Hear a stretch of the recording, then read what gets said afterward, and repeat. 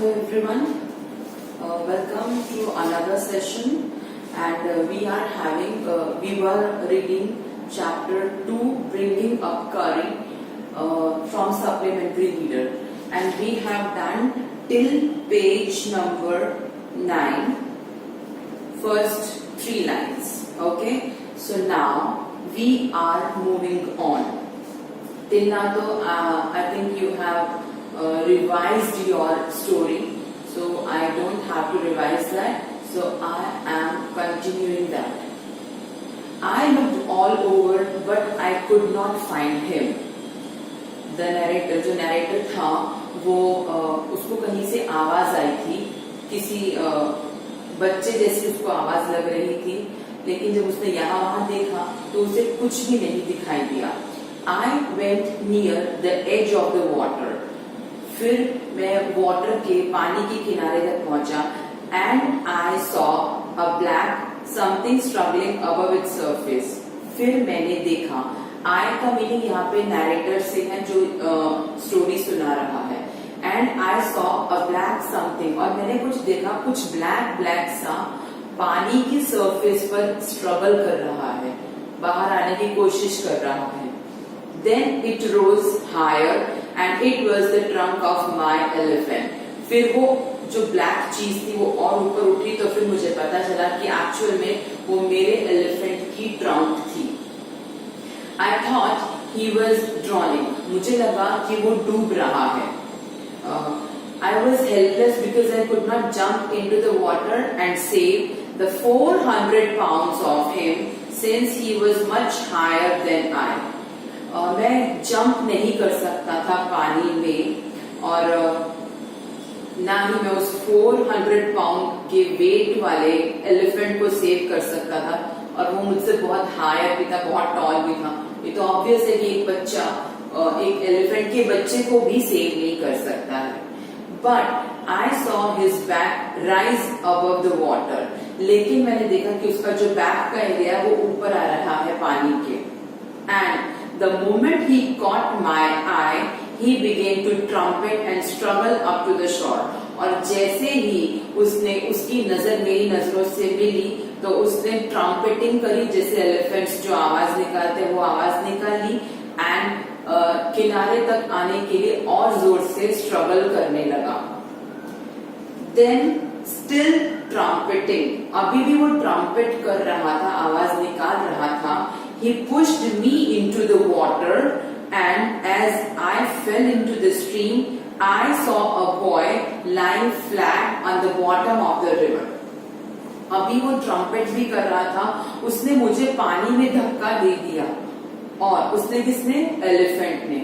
Okay, उसने मुझे पानी में धक्का दे दिया, और जैसे ही मैं पानी की धारा में गिरा, मैंने देखा कि एक बॉय रिवर के बॉटम में फ्लैट होकर लेटा हुआ है, गिरा पड़ा है एक लड़का. He had not altogether touched bottom but was somewhat afloat. वो पूरी तरह से रिवर के बॉटम पे नहीं था, लेकिन थोड़ा थोड़ा उसके बॉटम को टच कर रहा था.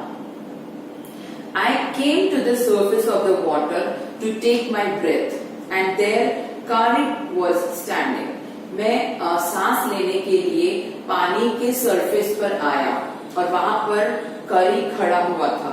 His feet planted in the sand. उसके पैर मिट्टी में धंसे हुए थे. And his trunk stretched out like a hand waiting for mine. और उसकी जो ट्रंक थी वो ऐसे स्ट्रेच थी कि हाँ, जैसे कि वो रेडी है कि मैं बाहर आऊं तो वो मुझे पकड़ लेगा. Okay, 1 second.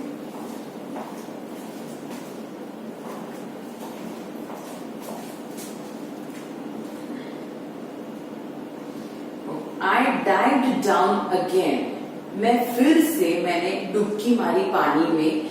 And pulled the body of the drowning boy to the surface. और मैंने वो डूबते हुए लड़के की जो बॉडी है उसको बाहर खींचने की कोशिश की, सरफेस पे लाने की कोशिश की.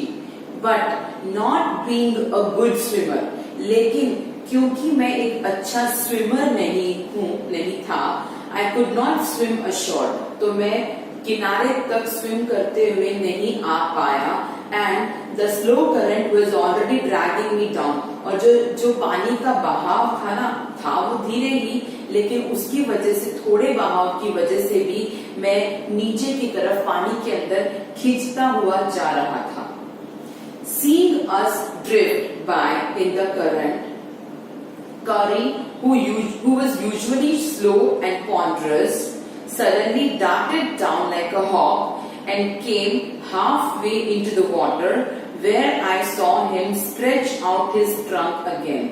अब देखो एलिफेंट में भी कितनी समझ है कि जब उसने देखा कि मैं पानी के बहाव में आगे बहता जा रहा हूँ, तो कारी वैसे तो कोई भी रिएक्शन इतनी जल्दी नहीं देता, लेकिन उसने जैसे ही हमें साथ में जाते हुए देखा पानी के, वो एकदम भागकर तेजी से आया, जैसे कि एक हॉक होता है जिसकी नजरें बहुत तेज होती हैं, और पानी में आधे तक आ गया। और वहां आधे तक पहुंचकर उसने अपनी ट्रंक को स्ट्रेच किया कि हमारी तरफ, ताकि हम उसकी ट्रंक को पकड़कर बाहर आ जाए। I raised up my hand to catch it and it slipped. मैंने अपना हाथ आगे बढ़ाया उसकी ट्रंक को पकड़ने के लिए, लेकिन वो मेरे हाथ से फिसल गई। I found myself going under the water again. अब मुझे फिर से ऐसा फील हो रहा था कि मैं पानी के अंदर जाता जा रहा हूँ। But this time I found that the water was not very deep. लेकिन इस बार मुझे ऐसा लगा कि पानी बहुत गहरा नहीं है। So I sank to the bottom of the river and doubled my feet under me and then suddenly kicked the river bed and so shot upwards like an arrow. अब मैंने क्या फील किया कि पानी उतना गहरा नहीं है, तो मैं जब रिवर में नीचे तक जा रहा था तो मैंने अपने फीट को डबल करके नीचे किया, ताकि नीचे पहुंचकर ऐसे झटका देगा तो ऊपर आ जाएगा। तो नीचे पहुंचकर रिवर बेड ने उसने जाकर किक मारी और ऊपर एक एरो की तरफ आया। In spite of the fact that I was holding the drowning boy with my hand, जबकि मेरे हाथ में उस लड़के का हाथ था जो डूब रहा था। As my body rose above the water, I felt a lasso around my neck. अब जैसे मेरी बॉडी पानी के ऊपर आ रही थी, मुझे अपने नेक के आसपास कुछ रोप जैसा, रस्सी जैसा कुछ फील हुआ। This frightened me. इससे मैं डर गया। I thought some water animal was going to swallow me. मुझे लगा कि कोई पानी का जीव है जो मुझे निगल लेगा। I heard Kari squealing and I knew it was his trunk about my neck. फिर मुझे कारी की आवाज सुनाई दी, जिससे मुझे पता चल गया कि ये कारी की ट्रंक है जो मेरी नेक के चारों तरफ है।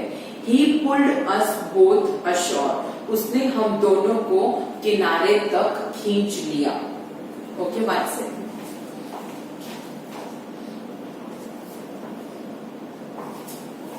Now listen, till now though I used to write all the sentences to summarize the chapter.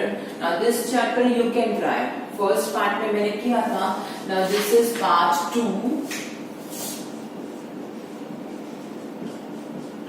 So here you yourselves can try. Okay? Now moving forward, Kari was like a baby. First 2-3 points are written there. तो वहां पे थोड़ा सा read कर लेते हैं. Kari becomes fond of ripe bananas. Kari को ripe bananas बहुत पसंद है. He believes in self-help, much to the discomfort of his friend. वो सेल्फ हेल्प में खुद ही कहीं से भी अरेंज करके खाएगा, उस अपने आप में ही बिलीव करता था. इससे किसी को प्रॉब्लम हो, उसके फ्रेंड को प्रॉब्लम हो, इससे कुछ उसको इतना डिफरेंस नहीं पड़ रहा था. With quiet dignity, Kari accepts the chiding he knows he deserves. अब बहुत ही देखो, उसने कुछ गलती की थी एलिफेंट ने, Kari ने. अब क्या की थी वो आगे रीड करेंगे तो मालूम पड़ेगा. Now I am reading from page number 10. After 2-3 points they have written in highlighted parts. Okay. Now Kari was like a baby. करी एक बेबी के जैसा ही बिहेव करता था. He had to be trained to be good, and if you did not tell him when he was naughty, he was up to more mischief than ever. उसको training दी जानी चाहिए, उसको ट्रेनिंग देनी पड़ती थी कि वो अच्छे से बिहेव करे, और अगर उसको ट्रेनिंग न दी जाए तो वो जितना नॉटी था उससे भी ज्यादा मिस्चीवियस बन जाता था, उससे भी ज्यादा नॉटी और शरारती हो जाता था. फॉर इंस्टेंस, इसका एक एग्जाम्पल भी है. One day somebody gave him some bananas to eat. एक दिन किसी ने उसको कुछ बनानास खाने के लिए दिए. Very soon he developed a great love for ripe bananas. और बहुत जल्दी ही उसको ये ऑफन बनानास खाने की आदत पड़ गई और बहुत अच्छे लगने लगे. We used to keep large plates of fruit on a table near a window in the dining room. हम लोग एक बड़ी सी प्लेट फ्रूट्स की विंडो के पास डाइनिंग रूम में एक टेबल के ऊपर रखा करते थे. One day all the bananas on that table disappeared. एक दिन उस टेबल पर जितने बनानास पड़े हुए थे सारे गायब हो गए. And my family blamed the servants for eating all the fruit in the house. और मेरी फैमिली ने जो घर में सर्वेंट्स थे उनको ब्लेम किया कि तुम लोगों ने ही फ्रूट्स खा लिए हैं सारे. A few days later the fruit disappeared again. कुछ दिनों के बाद फिर से फ्रूट्स गायब हो गए. This time the blame was put on me. और इस बार सब घर वालों ने मेरे ऊपर ब्लेम किया. And I knew I had not done it. और मुझे मालूम था कि मैंने तो नहीं खाए हैं. It made me very angry with my parents and the servants. इससे मुझे मेरे पेरेंट्स और सर्वेंट्स पर बहुत गुस्सा आने लगा. For I was sure they had taken all the fruit. क्योंकि मैं श्योर था कि मैंने कुछ नहीं किया और उन लोगों ने ही फ्रूट्स ले लिए हैं. The next time the fruit disappeared, I found a banana all smashed up in Curry's pavilion. अब नेक्स्ट टाइम जब फिर से फ्रूट्स गायब हुए तो मुझे एक बनाना अच्छी तरह से स्मैश्ड फॉर्म में करी के पेविलियन से मिला. This surprised me very much. इससे मैं बहुत सरप्राइज हो गया. For I had never seen fruit there and as you know he had always lived on twigs. इससे मैं बहुत सरप्राइज हो गया क्योंकि मैंने कभी भी उसके आसपास, करी के आसपास फ्रूट्स नहीं देखे थे और वो हमेशा ट्विग्स खाता था.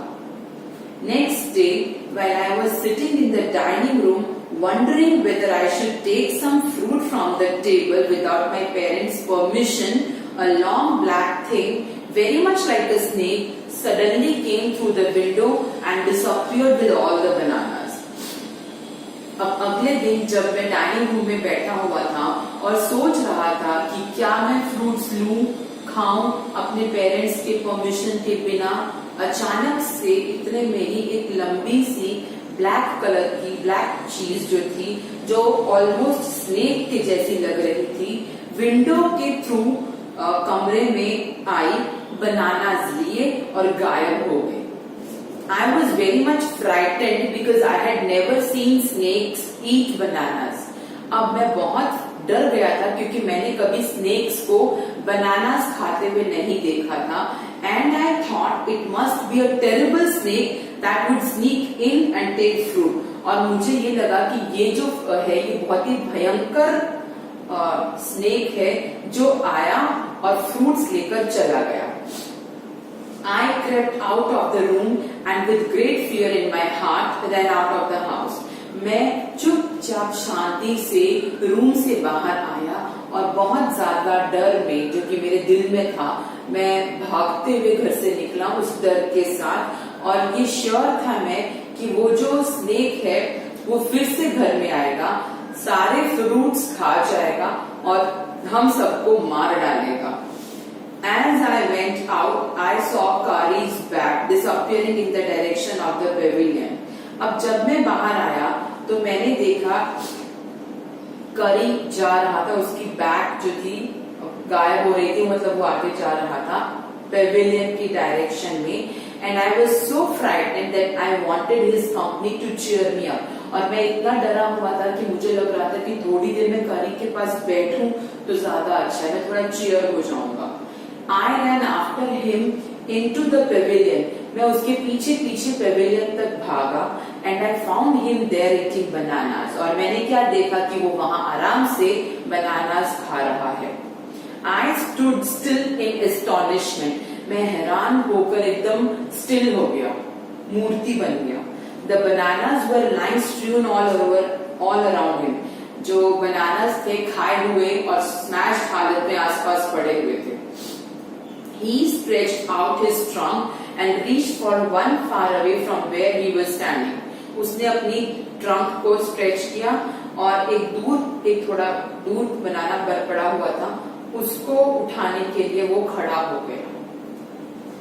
So we were reading page 11, till last line we have read. You can read it again, and then we are doing the next part.